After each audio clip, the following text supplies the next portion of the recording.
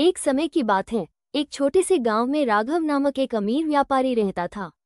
वो अपनी दौलत के लिए जाना जाता था, लेकिन वो काफी घमंडी और अहंकारी था। राघव का एक सेवक था, रामू, जो दिन रात मेहनत से काम करता था। हालांकि रामू का दिल बहुत अच्छा था, लेकिन राघव ने कभी उसे सम्मान नहीं दिया। एक दिन राघव ने रामू की बुद्धिमत्ता को परखने का फैसला किया। उसने एक बड़ी टोकरी में फल रखे और रामू के सामने रख दिए। फिर उसने कहा, रामू, मैं तुझे एक काम दूंगा। इस टोकरी से सिर्फ एक फल चुनो, और वो फल वो नहीं होना चाहिए जिसको मैं बताऊं। समझदारी से चुनना, क्योंकि जिस फल को तुम चुनोगे वो तुम्हारी काबिलियत दिखाएगा। रामू बहुत समझदार था और उसने तुरंत एक योजना बनाई।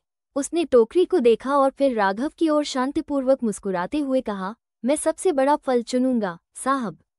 राघव हंसी में कहता है, तुमने सबसे आसान फल चुना। मैं तो वही सबसे बड़ा फल दिखा रहा था।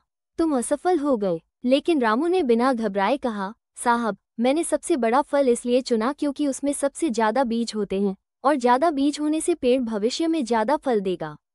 ये सिर्फ वर्तमान को देखकर निर्णय लेने की बात नहीं है, बल्कि भविष्य के लाभ को देखना जरूरी है। राघव ये सुनकर चौंक गया।